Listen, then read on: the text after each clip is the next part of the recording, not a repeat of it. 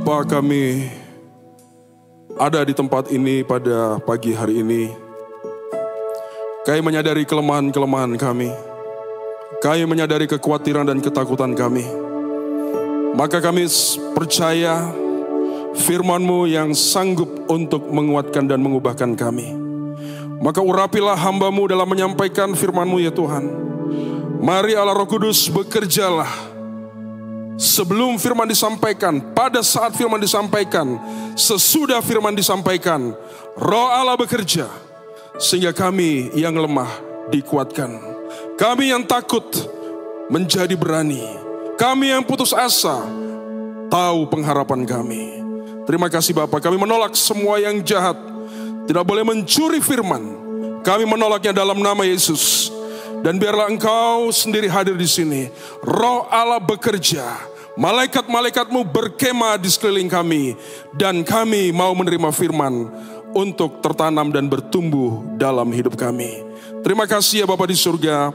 Terima kasih Tuhanku Yesus. Terima kasih Allah Roh Kudus. Dalam nama Yesus kami berdoa. Amin. Ya, saya bersyukur untuk kesempatan boleh menyampaikan firman Tuhan yang saya renungkan dan diminta oleh Bapak Gembala. Terima kasih untuk kesempatan. Maka pada pagi hari ini kita akan merenungkan dari Markus pasal 4. Ayatnya yang ke-40, saya ajak Bapak Ibu kita membaca satu ayat saja. Lalu ia berkata kepada mereka, "Mengapa kamu begitu takut?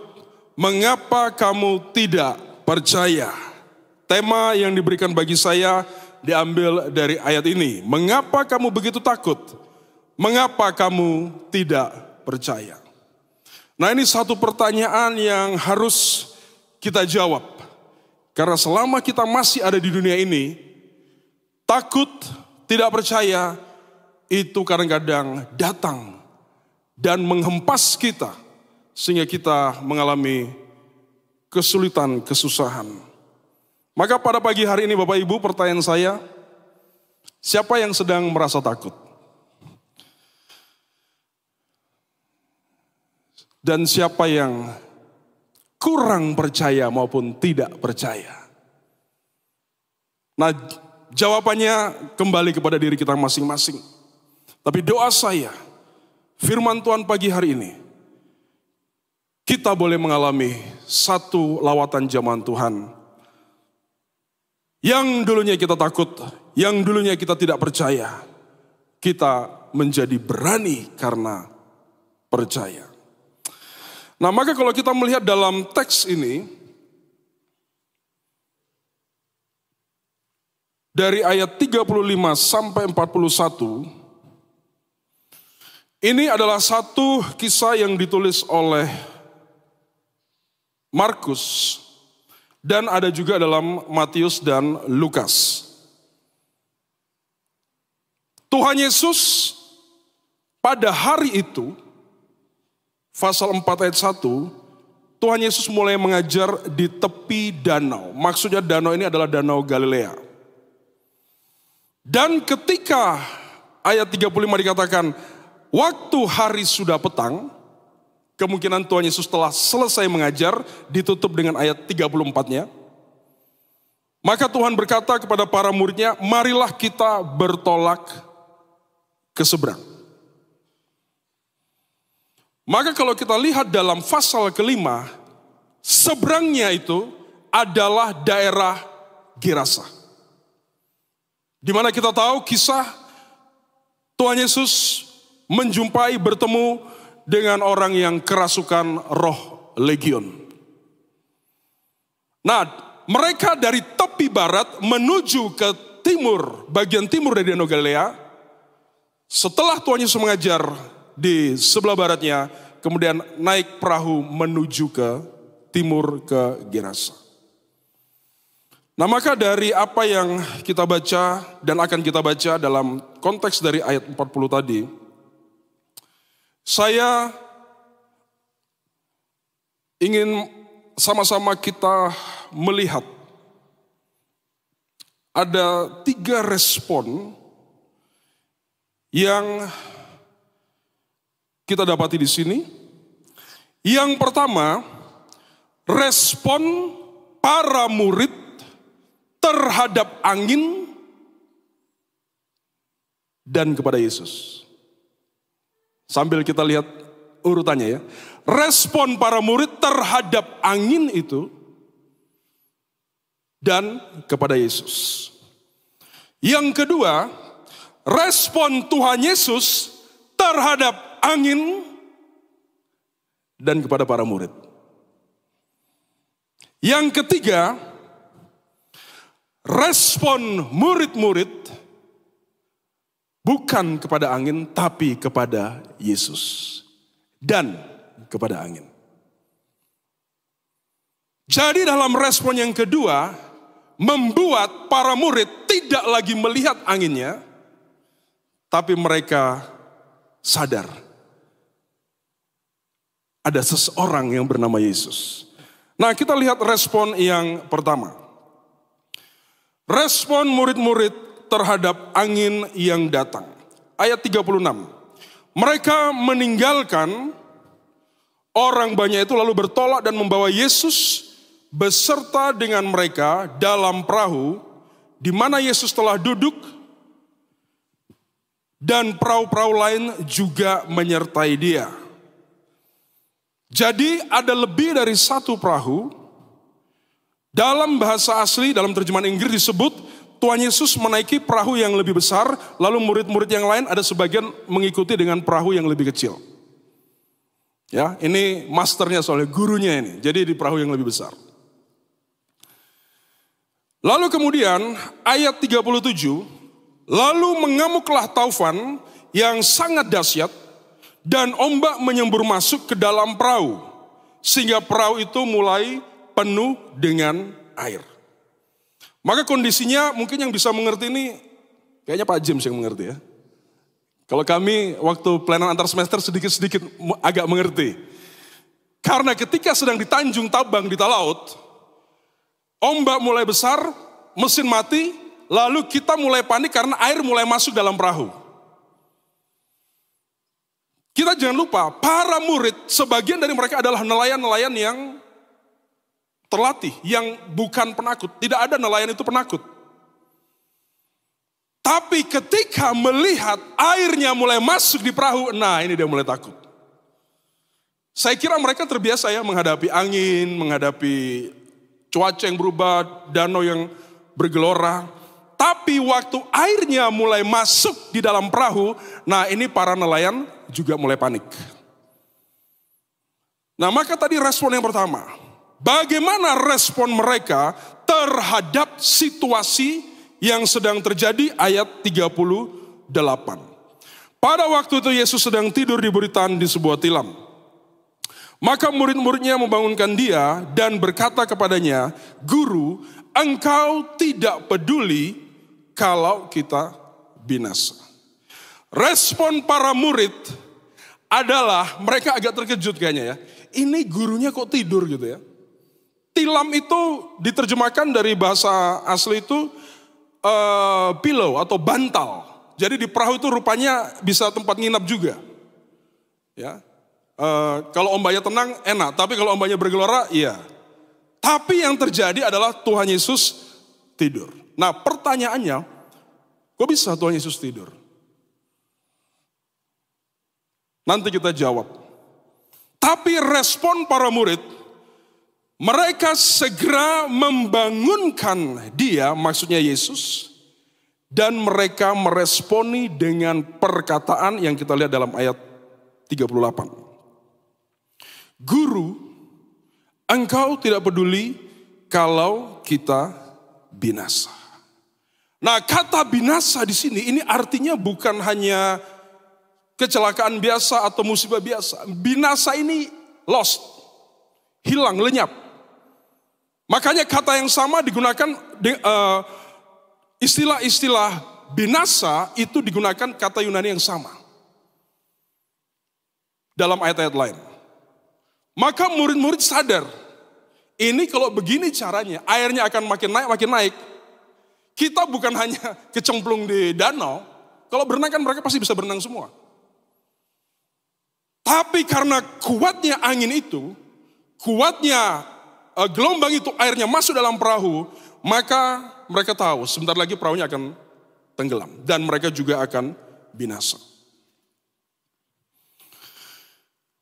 Maka Bapak Ibu dan jemaat, baik yang di tempat ini maupun di rumah, saya menarik dengan kata-kata para murid meresponi situasi itu terhadap Tuhan Yesus. Yang pertama, mereka biasa ya mengatakan teacher atau guru.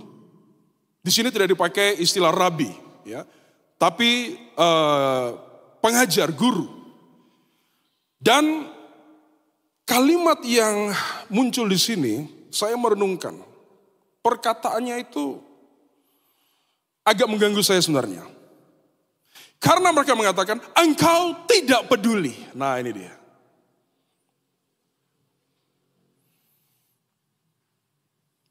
Jadi di dalam pikiran para murid, yang hadir di perahu itu sebatas guru. Guru itu kompetensinya mengajar. Jadi mereka mengenal Yesus, guru. Apakah dia yang mengajar ini, dia bisa menolong kita yang mau binasa? Dan yang memprihatinkan, di sini ada satu, saya katakan seperti menyalahkan Tuhan Yesus. Engkau tidak peduli. Maka Bapak Ibu, jemaat Tuhan, juga semua kita yang ada di sini dan di rumah. Kalau angin itu mulai datang, kalau air mulai masuk dalam perahu kita, sebagai orang Kristen, maka kita mencari pertolongan. Pertolongannya kepada Yesus sebagai apa? Itu penting. Kalau Yesus sebagai guru saja, apa bedanya dengan para ahli Taurat? Karena kalau hanya guru dibatasi guru, maka kemampuannya hanya untuk mengajar.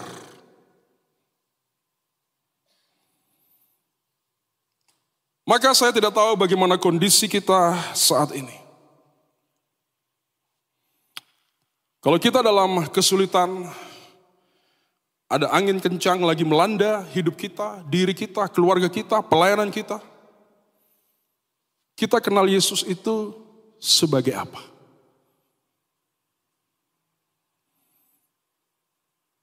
Pengenalan kepada Dia, apakah hanya dibatasi sebagai guru? Dan yang tidak baik adalah mereka terbatas kepada panggilan guru dan mereka katakan engkau tidak peduli. Nah, inilah persoalan yang utama. Kalau air sudah mulai masuk di perahu kita, yang pertama kadang-kadang kita mulai menyalahkan orang lain. Gara-gara kamu sih, saya jadi susah. Yang kedua, kadang-kadang menyalahkan diri sendiri. Maka saya merenungkan, apakah dengan menyalahkan orang lain, apakah dengan menyalahkan diri sendiri, lalu airnya itu pergi dari perahu? Kan tidak. Apakah dengan menyalahkan sekitarmu, maka persoalanmu selesai? Saya yakin jawabannya tidak.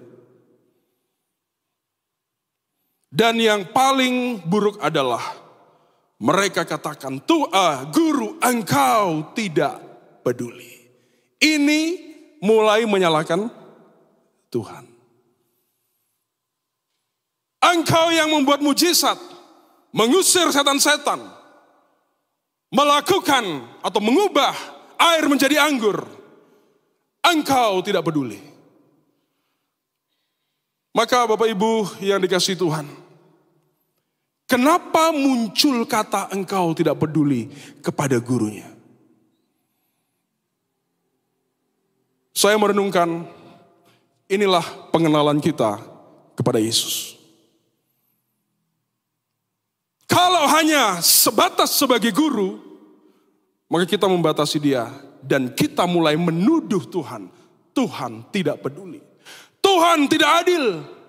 Tuhan, kenapa engkau diam saja? Itu bisa muncul meskipun kita pengikut Kristus sejak lahir.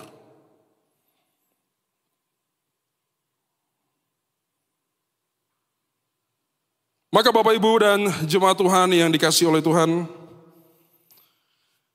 respon ini adalah respon yang dibatasi oleh apa yang kelihatan dan pengenalan yang dibatasi Yesus sebagai guru. Respon yang demikian tidak cukup untuk menolong mereka dari air yang sudah mulai masuk di perahu. Tidak cukup. Maka coba kita renungkan Bapak Ibu. Saya juga selalu mengingat-ingat. Pernah nggak dalam suatu persoalan saya menyalahkan orang lain? Pernah nggak dalam suatu pergumulan saya salahkan diri saya sendiri?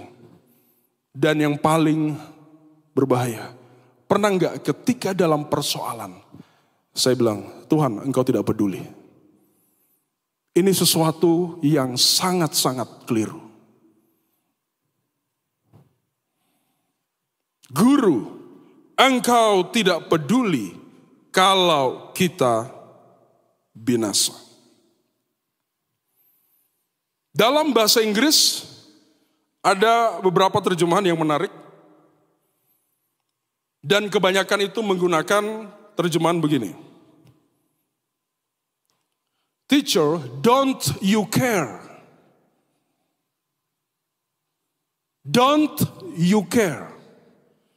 Ya, halusnya itu, tidakkah engkau peduli? Apakah engkau tidak peduli? Tapi dari kata don't you care, sedikit lagi menjadi you don't care. Maka siapapun di antara kita yang kita masih bilang kepada Tuhan, Lord, don't you care? Jesus, don't you care? Ketika air makin masuk di perahu kita akan ubah menjadi Jesus, you don't care. Saya tidak tahu bagi kita masing-masing. Apakah kita masih bertanya, don't you care? Tidakkah engkau peduli? Atau sekarang sudah mengatakan, you don't care. Ini harus kita sadari. Maka Bapak Ibu, respon yang pertama, murid-murid menjadi takut melihat angin dan gelombang. Lalu kemudian dari mereka melihat angin, mereka datang pada Yesus. Saya kira tepat ya datang pada Yesus. Tapi apa yang mereka ucapkan pada Tuhan Yesus itu yang tidak tepat. Maka respon yang kedua adalah bagaimana respon Tuhan Yesus terhadap angin. Baru yang kedua terhadap murid-muridnya. Ayat 39. Ia pun bangun. Ya, ini adalah respon Tuhan Yesus mendengar apa yang dikatakan oleh para murid. Menghardik angin itu dan berkata kepada danau itu.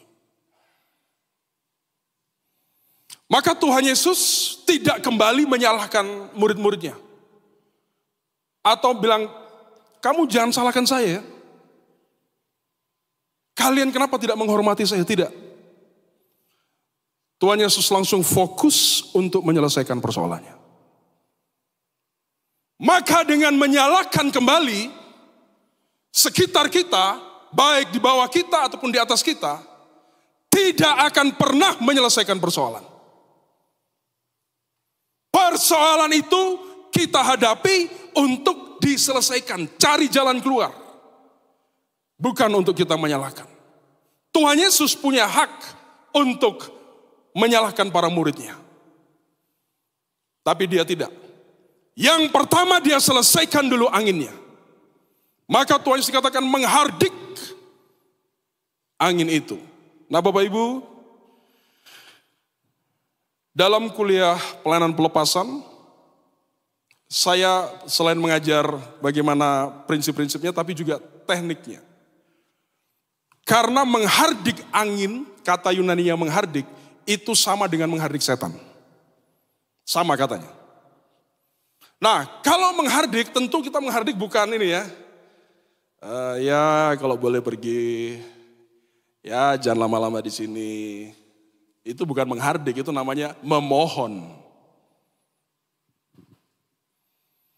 Kalau kita takut, kita mengusir, mencoba menghardik, tapi sambil kita lari. Nah ini mau percaya, mau iman, tapi sama dengan takut. Ini yang tidak bisa. Maka Tuhan Yesus, ia bangun menghardik angin itu. Ini yang harus kita tiru. Waktu ada persoalan, jangan salahkan yang lain. Bangun dan hardik. Persoalannya bisa dari macam-macam. Bisa angin itu Tuhan izinkan.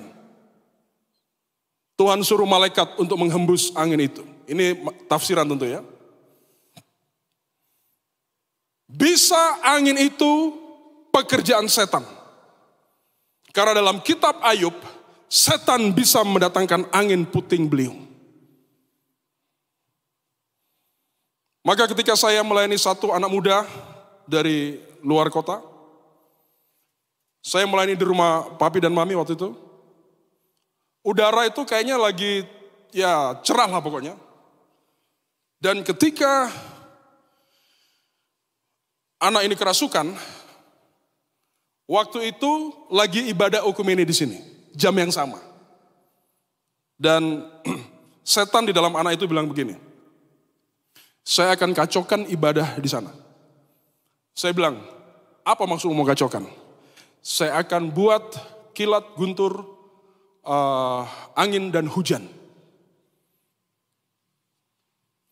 Lalu saya bilang sama roh setannya, silakan aja. Kita lihat siapa yang pegang itu semua. Dan dia mulai buat gerakan-gerakan yang aneh. Dan saya mendengar dari arah pujon, saya mulai mendengar bunyi guntur. Ya, bunyi duduk gitu. Wah, saya bilang ini. Tapi saya bilang kebetulan ini lagi cerah. Lalu dia mulai tertawa sama saya. Saya akan buat guntur dan semua itu. Waktu setan itu begitu, maka saya bilang, semua yang ada di sana, yang dikerjakan oleh setan-setan ini, badai, guntur, hujan, angin atau apapun, dalam nama Yesus, berhenti. Dan Bapak Ibu, setelah saya ucapkan gitu, selesai bunyi-bunyinya itu. Saya lanjutkan pelayanan sama dia. Persoalan kita tidak selalu dari setan. Persoalan bisa karena diri kita sendiri. Bisa karena sekitar kita. Angin ini bisa diizinkan Tuhan. Tuhan suruh malaikat hembuskan. Atau setan mau menghalangi pelayanan Tuhan Yesus dan para murid ke Gerasa. Karena di sana ada orang yang dikuasai legion. Setan tidak mau. Maka setan berusaha halangi di danau. Itu bisa juga. Atau mungkin ini hanya peristiwa alam biasa. Tapi apapun itu, Tuhan Yesus bangun. Tuhan Yesus menghardik angin itu. Dan berkata kepada danau itu. Menarik isinya, Tuhan katakan, diam, tenanglah, be silence, mute, tenang, be still. peace.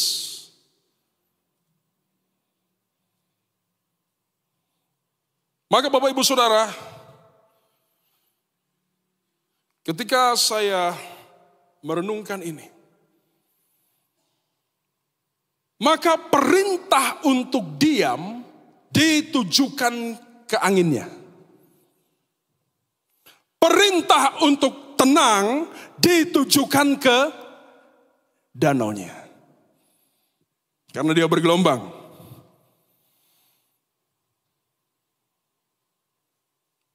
Saya yakin para murid pasti panik. Mereka bilang pasti suruh ini, suruh itu, air masuk, keluarkan air dan sebagainya. Tapi saya merenungkan, Tuhan Yesus ngomong sama angin itu supaya diam, termasuk bagi para murid-muridnya, supaya jangan banyak bicara. Ini tidak bisa diselesaikan dengan banyak bicara karena panik. Perkataan yang terlalu banyak. Diam. Tuhan mau bekerja. Danau itu harus jadi tenang. Maka kamu diam, tidak usah banyak bicara, dan hatimu jadi tenang supaya bisa berpikir. Itu yang saya renungkan. Memang arahnya itu kepada angin, diam, dan danau itu tenang. Maka dalam bagian selanjutnya dikatakan, lalu angin itu reda dan danau itu menjadi teduh sekali. Maka Bapak Ibu, saudara-saudara dan juga mahasiswa yang kami kasihi, persoalan tidak bisa diselesaikan hanya dengan banyak bicara. Hati kita nanti gelisah terus. Persoalan itu diselesaikan pada waktu kita tahu kepada siapa kita harus bersandar. Maka dalam Mazmur 46 ayat 11 dikatakan, be still and know I am the Lord. Diamlah dan ketahuilah, akulah Tuhan. Pengenalan kepada Tuhan membuat kita itu tidak usah banyak bicara. Kita tahu kita harus berdiam, menantikan Tuhan akan lakukan sesuatu. Maka Bapak Ibu, tidak mudah ya. Apalagi mungkin kalau kita tipenya itu orang yang reaktif, yang suka berkomentar, suka berbicara, kadang-kadang masalahnya muncul, malah ngomongnya banyak. Diam. Tenang. Tuhan bekerja. Tuhan akan tolong.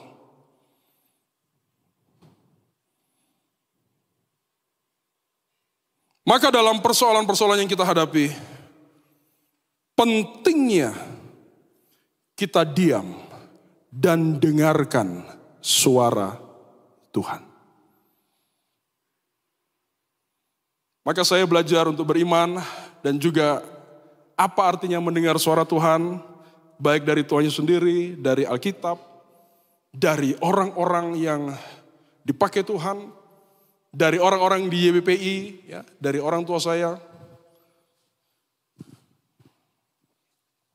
Dan saya merenungkan, kalau kita banyak bicara, kita tidak dengar Tuhan berbicara nanti. Maka suatu waktu saya dan ibu atau istri, sama ya, istri, dengan Bu Silvi. Kami pergi ke satu daerah di Tandurusa. Kami buat KKR di rumah yang kenalan kami. Mungkin kalau kenal Ibu Soeharto, kita buat KKR di depan rumahnya, di kintal kalau orang sana bilang, kintal, halaman. Selesai KKR, saya sudah altar call dan semua selesai, kami mau menutup dan mau makan. Tiba-tiba lampunya mati, listriknya off. Dan saya sadar, istri saya sedang tidak bersama dengan, maksudnya tidak dekat-dekat di situ dengan saya. Nah, di sana rumah-rumah itu ada got, ya, yang lumayan ya, kalau jatuh itu lumayan. Dan ketika lampu mati, saya mendengar suara yang kuat sekali di telinga saya. Dan cukup menarik karena saya tahu itu bukan suara saya. Suaranya mengatakan demikian. Di mana istrimu? Wah, ya, kalau logika kan istri saya ada di sekitar situ.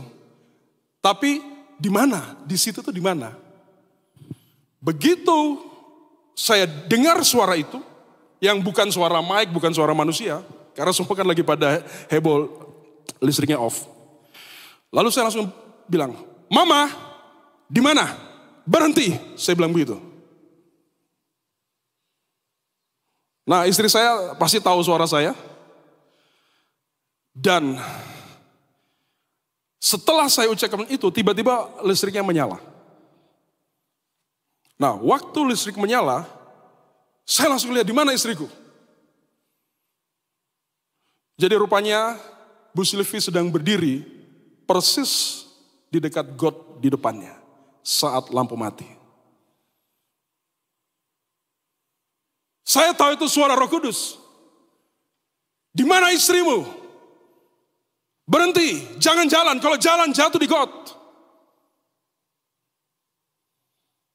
Bapak Ibu, Roh Kudus berbicara. Tuhan berbicara. Kita harus dengar. Supaya kita tidak masuk got. Nah, kalau di daerah situ agak menarik ya. Karena banyak juga yang masuk got pada waktu lampu nyala. Orang dari Sangir dan sekitarnya pasti tahu kenapa itu. Di sana ada yang namanya minuman kesegaran namanya roh cap tikus. Itu yang buat orang terang pun dia masuk got.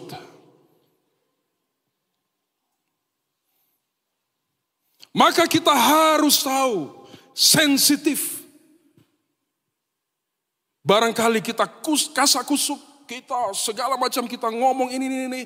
Tiba-tiba Roh Kudus bilang, diam, tenang. Tuhan berperkara. Kenali Tuhanmu yang bekerja. Maka menarik Bapak Ibu.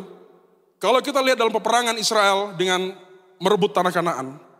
Ada waktunya Tuhan katakan kepada Yosua, maju berperang. Tapi ada juga waktunya Tuhan bilang, kamu jalan diam-diam saja, putar Yeriko. Hari pertama putar 1 kali pulang. Sampai hari ke-7, putar 7 kali. Kalau mendengar bunyi sangkakala yang ditiup oleh malaikat Tuhan, barulah kamu bersorak karena Tuhan menyerahkan Yeriko kepadamu. Yang runtuhkan tembok itu bukan engkau, tapi Tuhan, para malaikatnya. Ada waktunya kita bergerak, tapi ada waktunya kita diam. Tuhan sedang bekerja, kita jangan ikut bekerja, nanti salah. Apalagi kalau emosi, sedih, marah, putus asa. Salah biasanya. Diam, tenanglah. I will take care. Aku yang urus itu. Kalau nanti aku suruh kamu bergerak, baru bergerak. Saya kira itu ciri khas pelayanan UPI. Ada waktunya kita duduk, diam, berdoa, tenangkan diri, puasa. Ada waktunya kita bergerak. Maka intinya adalah kita harus sensitif dengan suara Tuhan.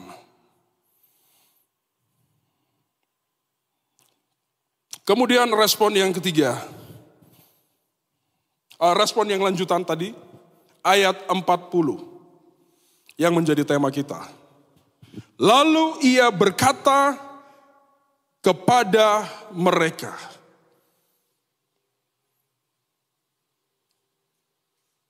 Tuhan Yesus berkata kepada angin, danau. Mereka di bagian sana, angin danau. Sekarang Tuhan Yesus berkata yang dalam perahu. Mengapa kamu begitu takut? Mengapa kamu tidak percaya? Tuhan Yesus tahu kondisi para murid. Tidak ada kata di sini mereka takut. Mungkin mereka gengsi juga. Karena nelayan seharusnya biasa. Tapi Tuhan tahu isi hati. Kamu takut. Dan takutnya itu menggunakan bahasa Yunani. Di situ dikatakan begitu takut. Ada penekanannya di situ. Sangat takut.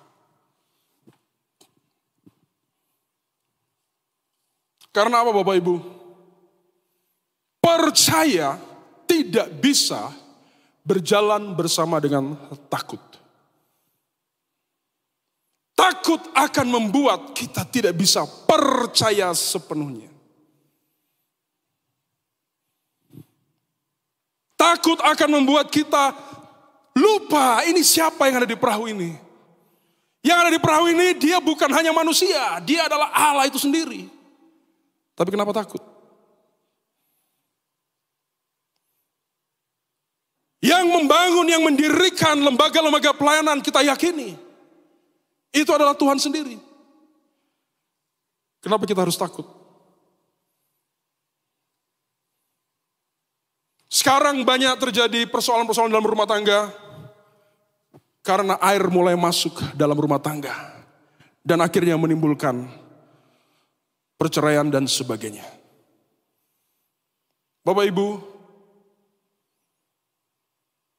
kadang-kadang persoalan itu membuat kita lupa kepada Tuhan. Kita lupa Tuhan yang kita kenal. Mengapa kamu begitu takut? Mengapa kamu tidak percaya?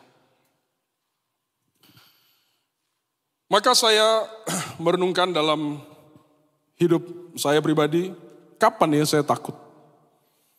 Apakah saya juga mengalami ketakutan? Dan saya bersyukur, ya ini mungkin juga faktor keturunan ya, karena opa ini nelayan, pemberani, jadi urat takutnya agak nggak ada gitu. Kalau oma bilang, kamu jangan ikut oma, harus kayak papi berani gitu. Jadi kami bertiga itu tidak penakut. Dan saya kadang merenungkan, kadang-kadang kita bilang, aku menyerahkan ini kepada Tuhan. Aku yakini, tapi hati kita ragu. Ini persoalannya. Hati kita itu ciut karena lihat besarnya persoalan itu. Maka semua mungkin ya ada beberapa mahasiswa yang sedang bergumul dengan hal-hal yang membuat hatimu ciut. Takut, ragu. Ini sudah mau tentamen. Ini SPP kenapa belum bisa dibayar. Itu contoh sederhana.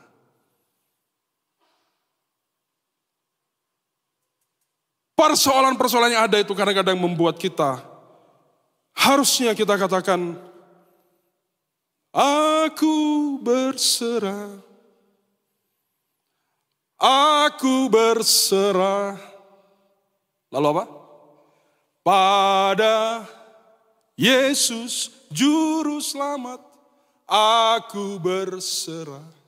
Harusnya begitu. Tapi akhirnya karena takut jadinya beda. Aku menyerah. Aku menyerah pada angin. Dan seterusnya. Pada dosa, aku kalah, aku menyerah.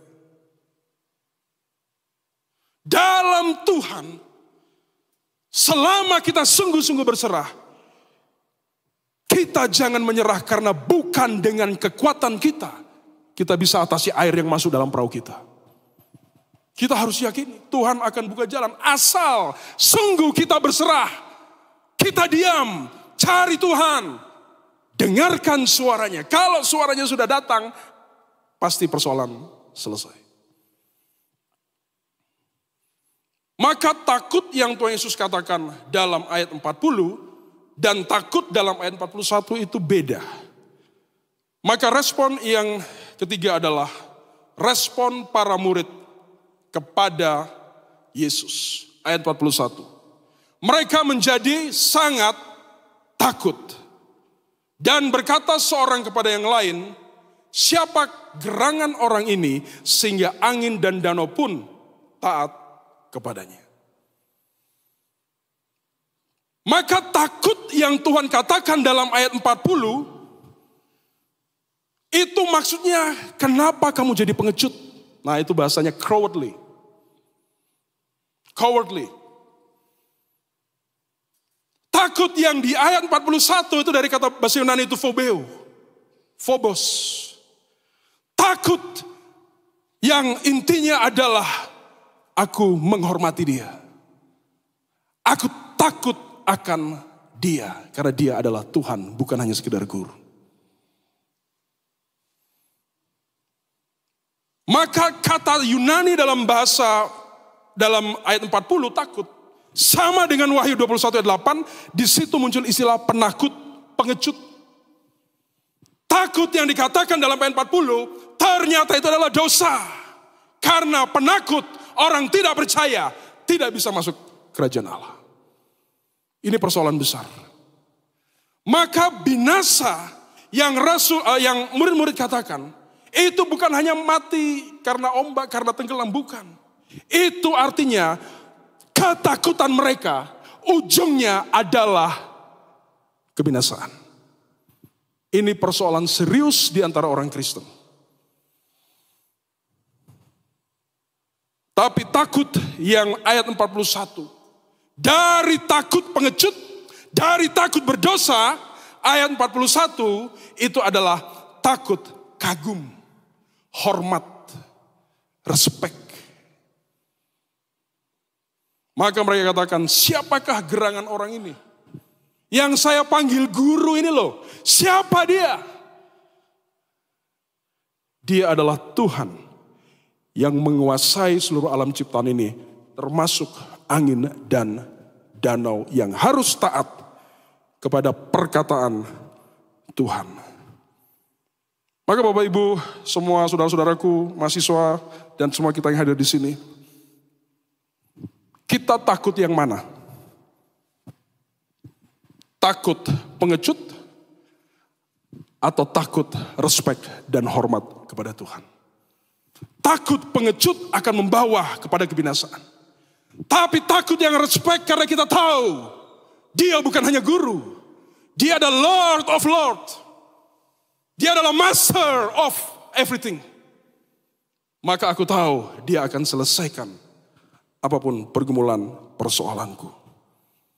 Maka kalau kita takut pengecut, kita akan melakukan perbuatan-perbuatan bodoh yang berakibat buruk bagi kita.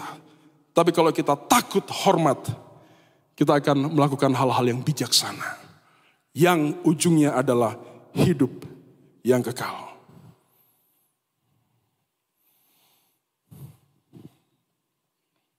Maka Bapak Ibu,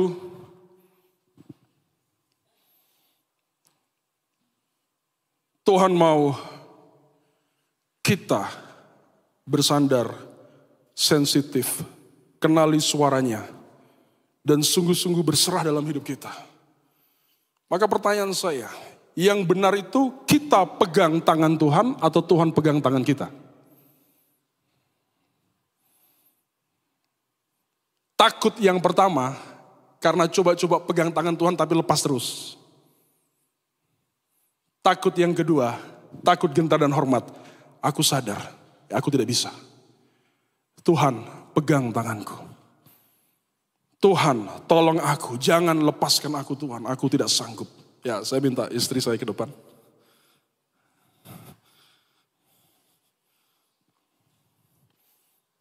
Yang merasa istri. Oke ya, sekarang ini mungkin tanya sama mahasiswa saja ya. Bapak Ibu juga kalau mau menjawab silakan. Kenal yang di sebelah? Kenal ya.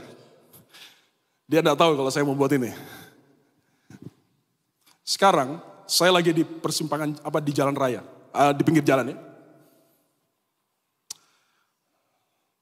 Mobil, kalau kita mau nyebrang ke sana, mobil dari mana ke mana? Dari sana ke, maksudnya yang dekat sama kita ya. Dari sana ke sini. Dia gini kan? Nah ini buat para putra, mahasiswa putra. Kalau mobilnya dari sana ke sini, posisimu sebagai calon suami di mana?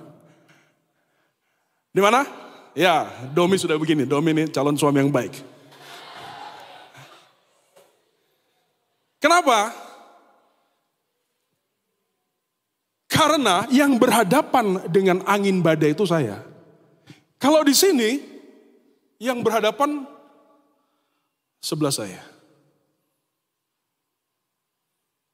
Nah ini sekaligus pelajaran masa depan. Maka saya sebagai laki-laki, sebagai suami, dan buat calon-calon suami di sini yang ganteng-ganteng ini, kalau nyebrang, berdirinya di sebelah sini. Karena mobilnya dari sana ke sana. Lalu apa? Bagaimana yang putra? Habis itu? Oke, ya, nanti nyebrang sendiri. Kan tidak. Apa yang kita lakukan? Kita pegang tangan.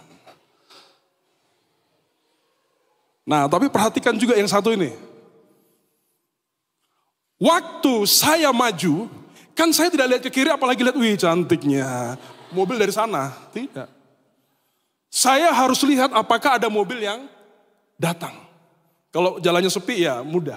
Tapi kalau jalannya ramai, apa yang saya lakukan? Maka saya akan lihat ke kanan, saya lihat mobil ini kira-kira dia bisa ngerem. Kalau dia bisa ngerem, sekarang stop. Mobil dari sana rame, suami-suami bagaimana?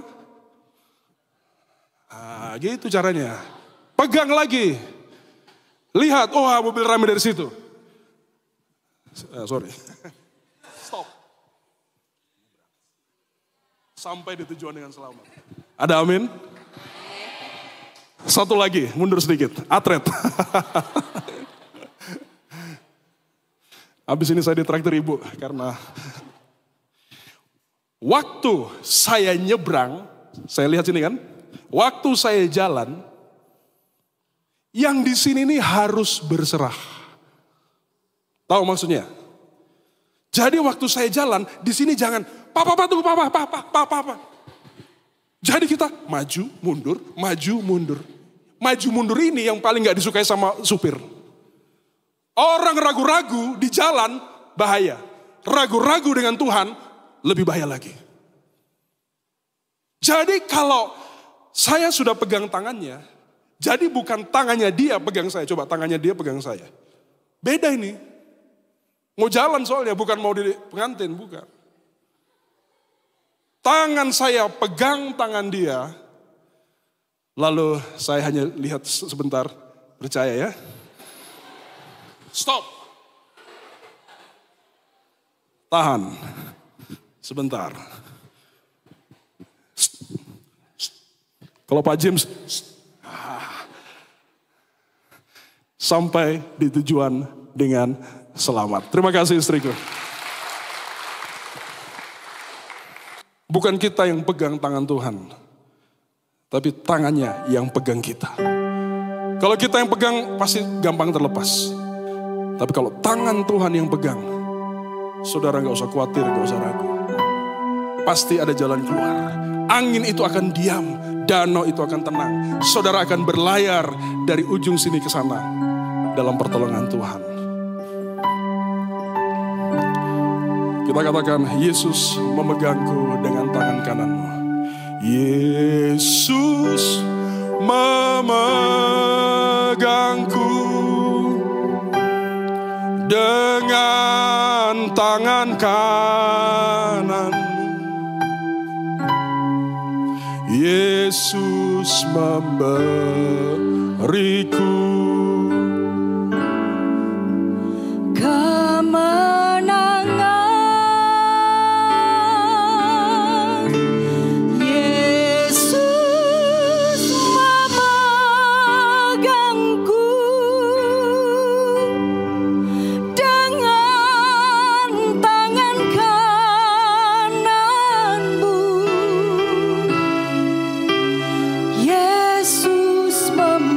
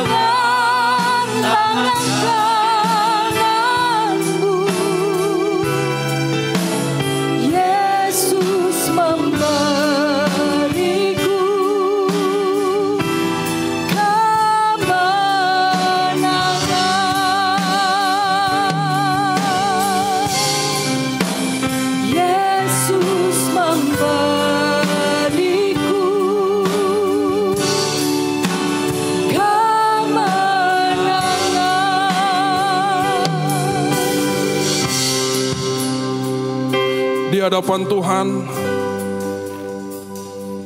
angin, danau yang bergelombang itu dapat kita alami kapan saja. Tapi apakah kau sadar, di perahu itu bukan hanya Yesus sebagai nabi, bukan hanya Yesus sebagai guru, tapi dia adalah Tuhan yang menguasai, yang punya kuasa untuk mengatakan diam dan tenanglah kepada angin dan danau itu. Maka Bapak Ibu semua saudara-saudaraku di sini dan di rumah, siapa yang hari ini sedang di tengah angin danau yang bergelombang, air sudah mulai masuk di perahumu, tapi hari ini kau mau katakan, Tuhan, aku tidak bisa sendiri. Aku mau, tolong aku, pegang aku Tuhan. Aku mau dari barat menuju timur. Aku mau bersama dengan Tuhan. Engkau izinkan ada angin ini. Engkau izinkan kesulitan ini. Selama ini aku hanya andalkan diriku sendiri.